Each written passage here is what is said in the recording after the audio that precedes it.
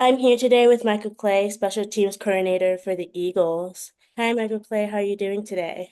I'm fantastic, Maria. Thank you for inviting me to join this. No problem. I'm glad you were able to do this.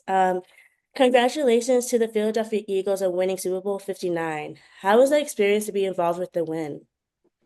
Uh, Tiresome just because of how long the season is. I mean, it's Yeah. 7 months. It's a longer game than usual. It's like a 4.5 hour game, but at the Mhm. end of the day, when the confetti hit and you just start seeing family members and all the guys you work with and the players, how much they put into it, it's pretty. You almost have no emotion outside of just kind of taking it all in, and it really doesn't hit you until probably after the fact, but very, very grateful to have that opportunity to finally win one. I had been to two previous and lost them both, but the feeling I still hasn't really set in. I think it'll set in once we get our championship rings. Okay. How long is the process to getting your championship rings?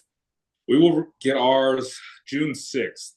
Okay. So we got ours fitted, ring size maybe a month ago. So allow the people with the ring company kind of do their own thing, then be a surprise to everybody what the design actually looks like. I'm excited. Being a former football player and linebacker, how have you been able to incorporate what you learned through your time as a special teams coordinator? Just being able to relate, I guess, with the players, kind Hmm. of speak their own vernacular outside of. And the beauty of it, when I was a player many moons ago, I was able to play special teams. So I think that holds a little bit of weight than just a lot of stuff I've learned from the people I've worked under has helped me. And, I think a lot of it has to do with just being patient and just understand that you're working with so many different people that you can't treat everybody the same. Everybody's got their own different story. So just being patient and being able to connect with everyone. Who is your role model? Like, who inspired you to want to be a coach and stay in the football realm? Oh man, I don't know if I actually ever wanted to get into the coaching realm. I think Okay. it kind of rolled up on it. I always loved football, obviously, Yeah. and in terms of just I guess people that have helped me grow. I guess I don't know if I had a role model in the coaching room, but like Richard Hightower, he's the special teams coordinator in Chicago.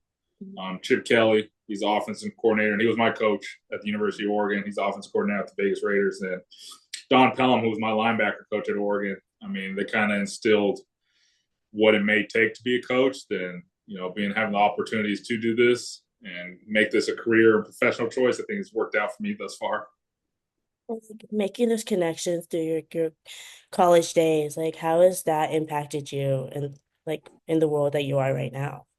It's given me the opportunities to get in this profession and coach and build my network. So I always give a lot of thanks to Chip because he gave me this opportunity when I was 21, just coming out.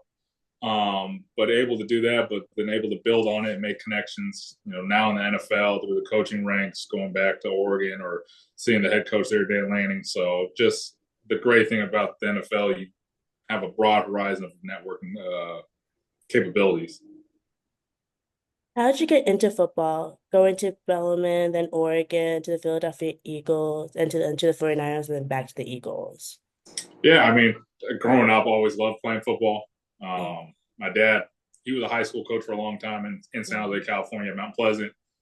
So I would always go to those Friday night games and, Mm-hmm. playing all the way through high school, playing through college, then getting the opportunity here kind of allowed me to gain this love for the game and for this profession. You have to understand that it's not just a 9 to 5, it's like a Mm-hmm. 5 to 9. It's the opposite in terms of, and you working every day. So Mm-hmm. if you don't love this profession, it's going to eat you up and kind of spit you out. So I'm able to enjoy it. And again, I could be doing a lot worse things. I get to watch football for my life. Why did you choose to be a defensive player over an offensive player? Like, why did you choose being a linebacker?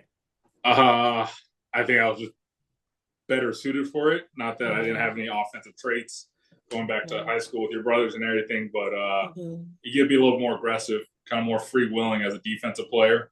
Mm-hmm. And I just happened to strive and be better at that position, I guess. And Yeah. I don't know if you really have a choice of picking. It kind of just falls into your lap, I guess, a little bit. So being a defensive, you're a little more aggressive, a little more free range.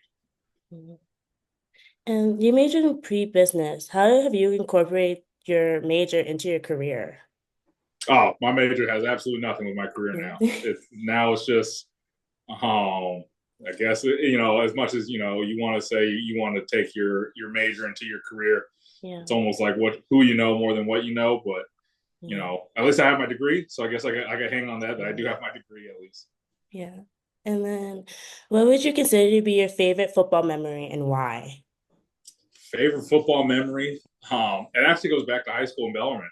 I Yeah. think those times and being able to still talk to all those guys from Bellarmine. I don't think we had won a CCS in Mhm. almost 20 something years, and being able to do that and play at a high level, and we were pretty good my senior year, kind of one of Mhm. the better teams that Bellarmine has seen. But just being able to hang out with my class and still being able to talk to them, and even the younger guys, your brother Chris, all those guys, we still talk. So I think just Mhm. all encompassing of high school football. That's so cool. Like you can still make those connections even though you're at different timelines in your life right now. Correct.